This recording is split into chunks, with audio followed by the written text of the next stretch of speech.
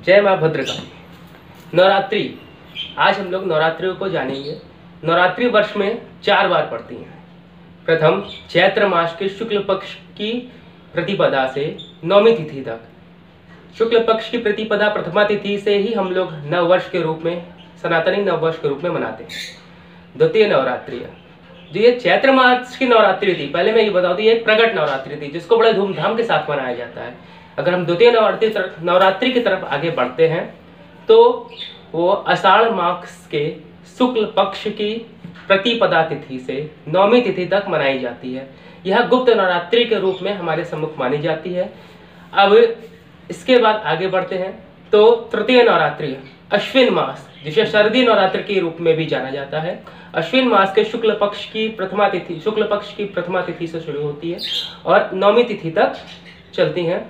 और इसमें दशमी तिथि को हम लोग विजयदशमी के रूप में मनाते हैं और रावण दहन का कार्यक्रम करते हैं। आगे बढ़ते हैं तो चतुर्थ नवरात्रि माघ मास के शुक्ल पक्ष की प्रतिपदा को मनाई जाती है। यह गुप्त नवरात्रि के रूप में मानी जाती है। नवरात्रि वर्ष में 4 बार आती हैं, 2 प्रगट नवरात्रि और 2 गुप्त नवरात्रि। हमें ध्यान रखना है, जो प्रगट नवरात्रि है वो बड़े ही धूमधाम के साथ, हर्षोल्लास के साथ सबके सामने मनाई जाती है। किंतु जो गुप्त नवरात्रि है उसमें जो भी पूजन पाठ होता है, जो भी क्रियाकलाप होता है, वो थोड़ा सा गुप्त रखा जाता है।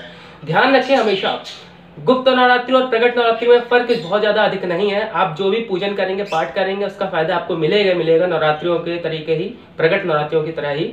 बस गुप्त नवरात्रि में जो भी आप करें उसको थोड़ा गुप्त रूप से रखें। प्रगट नवरात्रि में माता के 9 स्वरूपों का वंदन होता है, पूजन होता है, आराधना होती है, प्रार्थना होती है।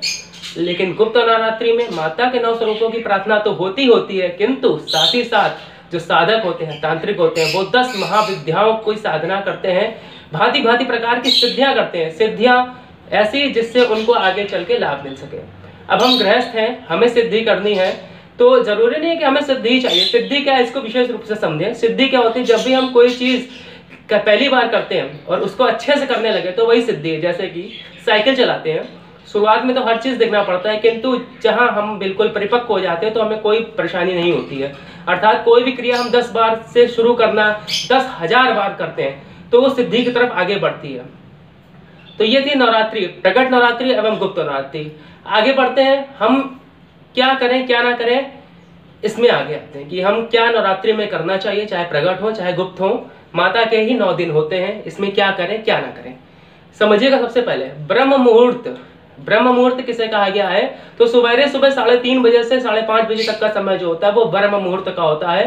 कहा जाता है कि सूर्योदय के जो भी पहले का समय, 5:30 बजे अगर सूर्योदय हो रहे हैं तो फिर मान लीजिए उनके पहले का समय ब्रह्म मुहूर्त ही होता है। ब्रह्म मुहूर्त में जागरण करें, मतलब जागें, उठें।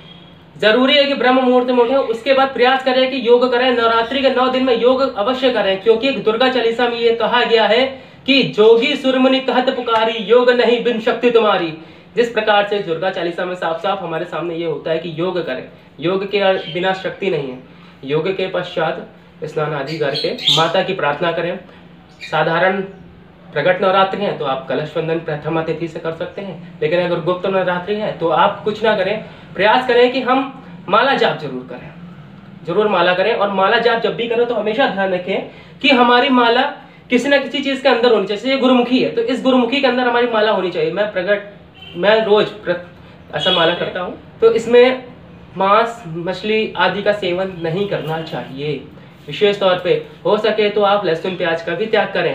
प्रगट नवरात्रि, चैत्र एवं शरदीय नवरात्रि में तो हम सब चीजों का पालन करते हैं, व्रत भी रहते हैं, किंतु खास तौर पर गुप्त नवरात्रि हम लोग ध्यान नहीं रखते हैं, जो कि आषाढ़ एवं माघ में शुक्ल पक्ष प्रतिपदा के दिन से शुरू होती हैं। उसमें हम लोग बिल्कुल नहीं ध्यान रखते हैं। यह वीडियो मैं इसीलिए बना रहा हूँ क्योंकि हमें ध्यान रहे कि जो गुप्त नवरात्रि है इसका विशेष रूप से ध्यान रखें।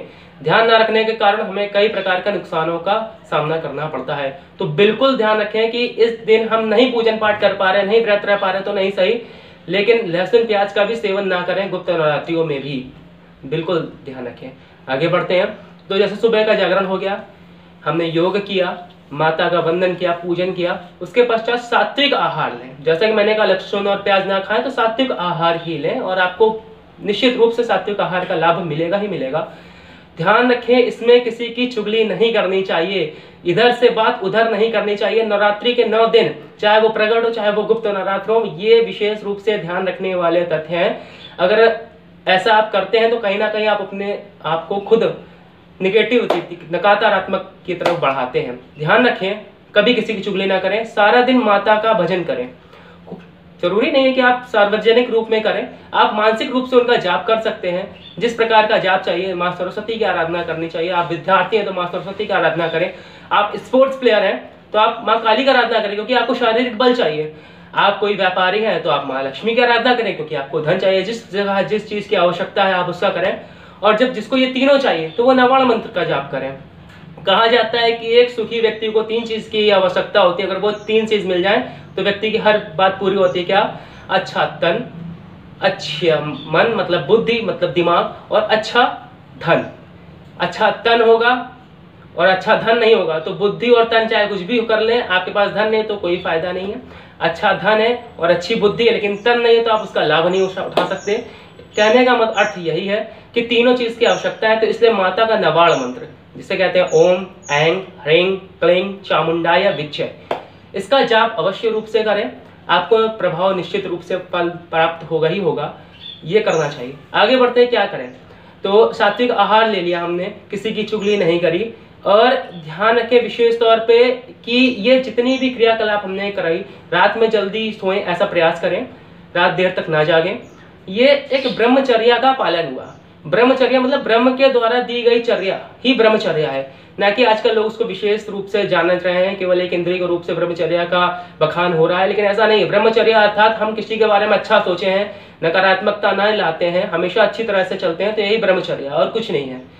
आगे बढ़ते हैं उपायों की तरफ। सर्वप्रथम मैं उपाय बताना चाहूंगा, क्या उपाय करें जिससे आपको विशेष रूप से लाभ करें। उपायों के विषय में सबसे ज्यादा यह कि उपाय श्रद्धा भक्ति भाव से करना चाहिए, मन में आस्था होनी चाहिए, मन में पूर्ण विश्वास होना चाहिए कि अगर हम ये उपाय कर रहे हैं तो हमें ये चीज प्राप्त होगी ही होगी। अगर ऐसा नहीं है तो उपाय आपको लाभ नहीं दे सकते। और दूसरी चीज क्या होनी चाहिए? मन में भक्ति होनी चाहिए, साथ में हमारा तन शुद्ध होना चाहिए। बिना शुद्धिकरण के उपाय करना फायदा नहीं है जब तक आप शुद्ध नहीं है। अर्थात हम ये नहीं कह रहे कि नहाने से ही शुद्धि होती है, मन की शुद्धि भी बहुत ज्यादा आवश्यक है। और कान धो लें, हाथ पैर अच्छे से धुल लें, और दिन में नहा ही लें। प्रयास करें तो नहाएं, 9 दिन तो नहाएं, इतना तो करें ही करें, लेकिन शुद्ध होकर ही कोई उपाय करने चाहिए और मन से मस्तिष्क से पूर्ण आस्था के साथ करने चाहिए, तभी उपाय आपको लाभ देते हैं। प्रथम उपाय की तरफ मैं आगे बढ़ता हूँ कि नवरात्रि के प्रथम दिन, चाहे वो गुप्त हो चाहे प्रकट हो, इनके प्रथम दिन सूर्योदय के पहले आप हल्दी ले लीजिए, अक्षत अर्थात चावल टूटे ना हो, हम कह रहे हैं बहुत ज्यादा मात्रा में न लीजिए, थोड़े मात्रा में लीजिए। अक्षत ले लीजिए, हल्दी में मिला लीजिए, उसे पीला फूल डालिए, बहुत ज्यादा नहीं, थोड़ा सा रखना है, इसमें बहुत ज्यादा अधिक खर्चा नहीं है। उसको करें और अपने घर के डेहरी पर, जहाँ प्रवेश द्वार होता है वही जो डेहरी है, उसमें थोड़ी हल्दी और चावल और एक पीला फूल रखें। कब करना है? तो नवरात्रि के किसी भी दिन कर सकते हैं, प्रथम दिन करेंगे तो अच्छा ही आपको पूरे नवरात्रि मिलेंगे। और वहां पर रखें, माता का वंदन करें। हल्दी शुभता का प्रतीक होता है, माता लक्ष्मी आप पर कृपा बरसाएंगी और आप देखेंगे अगर आप ये उपाय करते हैं तो आपको निश्चित रूप से लाभ होगा ही होगा, आप देखिएगा। ऐसा करके नवरात्रि के 9 दिन में जरूर कीजिएगा। हल्दी को चावल में डालिएगा, पीला कर लीजिएगा, साथ एक पीला फूल रखिएगा और सूर्योदय के पहले अपने द्वार की देहरी पर उसको लगाएं, रखें, पूजन करें, माँ लक्ष्मी से प्रार्थना करें, हे माँ लक्ष्मी आप हमारे घर में पधारें, हमको धन धान्य से परिपूर्ण करें। ये प्रथम उपाय हो गया। द्वितीय उपाय जो है वो विद्यार्थियों के लिए एवं मेरे प्रिय स्पोर्ट्स खिलाड़ियों के लिए, मेरे खिलाड़ी भाई बहनों के लिए ये उपाय है कि हम बहुत ज़्यादा विद्या में पढ़ते हैं, लिखते हैं, हमारा मन नहीं लग पाता है और हम जो ही पढ़ते हैं उसका हमें फल नहीं मिल पाता है। इसी प्रकार स्पोर्ट्समैन है, खिलाड़ी हैं और बहुत ज़्यादा अपना एफर्ट दे रहे हैं, उसमें बहुत अच्छे से प्रयास कर रहे हैं, किंतु उनको उसका लाभ अधिक नहीं मिल पा रहा है। तो क्या करें? तो किसी भी नवरात्रि की या नवरात्रि के किसी भी दिन कर सकते हैं और साधारण रूप से किसी मंगल के दिन भी यह उपाय किया जा सकता है। करना क्या है? तो एक ध्वज ले लें, लाल रंग का कपड़ा ले लें, लाल रंग की पट्टी ले लें, उसमें हनुमान चालीसा का एक श्लोक लिखना है। तो कुछ श्लोक इस प्रकार से है, बुद्धिहीन तनु जानिके सुमरो पवन कुमार, बल बुद्धि विद्या देहु मोहि हरहु कलेश विकार। तो क्या करना है? आपको लाल रंग का कपड़ा ले लेना है, लाल रंग का ध्वज ले लेना है, लाल रंग की पट्टी ले लेना है, उसमें बुद्धिहीन तनु जानिके सुमरो पवन कुमार, बल बुद्धि विद्या देह मोहि हरहु कलेश विकार, किससे लिखना है तो लाल रंग का एक स्केच पेन ले लें, उससे ये लिखकर बजरंगबली बाबा के किसी भी मंदिर में जाकर उनको नवरात्रि की किसी की भी तिथि में आप चढ़ाएं, और इसका लाभ आप अपने जीवन में जरूर देखेंगे। आप जो भी स्पोर्ट्स में खेल रहे हैं, मेरे भाई बहन जो भी हैं, और जो भी विद्या को ग्रहण करना चाहते हैं, छोटे बच्चे हैं, आप उनके पेरेंट्स देख रहे हैं, माँ बाप देख रहे हैं, तो अपने बच्चों के द्वारा ये लिखवाएं। आपको नहीं लिखना है, बड़ों को नहीं लिखना है, अपने बच्चों के लिए अगर आप कर रहे हैं तो बच्चों के हाथ से ये लिखवाएं और बजरंगबली बाबा के मंदिर में इसको जाके चढ़ाएं। आप विशेष रूप से लाभ देखेंगे। दूसरे उपाय को जानते हैं। रोग बीमारियां बार बार बढ़ रही हैं, हमें समझ नहीं आ रहा है बीमारियों को कैसे ठीक करें। एक बीमारी जाती है तो दूसरी बीमारी आ जाती है, दूसरी बीमारी जाती है तीसरी बीमारी आ जाती है, एवं शत्रुओं की संख्या अत्यधिक बढ़ती जा रही है। एक से हमारा विवाद हुआ, तुरंत ही दूसरे से विवाद हो गया। तो ध्यान रखें, बीमारी और शत्रुओं की संख्या जब बढ़ने लगे तो नवरात्रि के 9 दिन किसी भी दिन से शुरू कर सकते हैं, इसमें ऐसा कुछ नहीं है। करना क्या है ये ध्यान रखें। एक आटे की लोई लें, उसका दिया बनाएं, उसके दिया बनाकर सरसों का तेल डालकर दिया लगाएं दक्षिण स्थान पर। हमारे घर का कोई भी दक्षिणी हिस्सा हो सकता है, वहां पे दिया लगाएं माता के 9 दिन तक। दिया लगाएंगे तो आप इसका लाभ देखेंगे कि जो भी बीमारियां हमारे घर में बढ़ रही हैं एवं शत्रुओं जो बार बार हमारे जिससे विवाद हो जा रहा है, कहीं ना कहीं उसमें कमी आएगी और धीरे धीरे यह स्थितियां खत्म होंगी। ऐसा करके देखें, आपको लाभ मिलेगा। हमारे व्यापार में कर्ज बढ़ता ही जा रहा है, हम बार बार कर्ज ले रहे हैं और उसको पूरा नहीं कर पा रहे हैं, तो क्या करें जिससे कर्ज हमारा जल्दी से पूर्ण हो जाए। तो ये उपाय थोड़ा कठिन मालूम हो सकता है, किंतु इसका लाभ है। अगर आप करेंगे तो लाभ प्राप्त होगा ही होगा। तो शनिवार के दिन नवरात्रि में विशेष रूप से ध्यान रखें, शनिवार का दिन होना चाहिए। दिन में किसी भी समय करें, सायंकाल भी हो जाए लेकिन अंधेरा ना हो पाए, इसका ध्यान रखेंगे।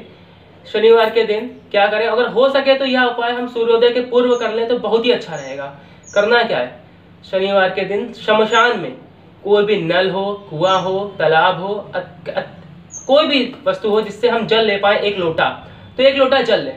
उस जल को पीपल के वृक्ष में अर्पित करें और अर्पित करते समय अपने मन की मनोकामनाओं को कहें कि मेरे जो भी कर्ज हैं, जो भी दिक्कतें हैं, परेशानियां हैं, बढ़ते जा रहे हैं, इसको शांत करें। आप देखेंगे कि निश्चित रूप से फल प्राप्त होगा ही।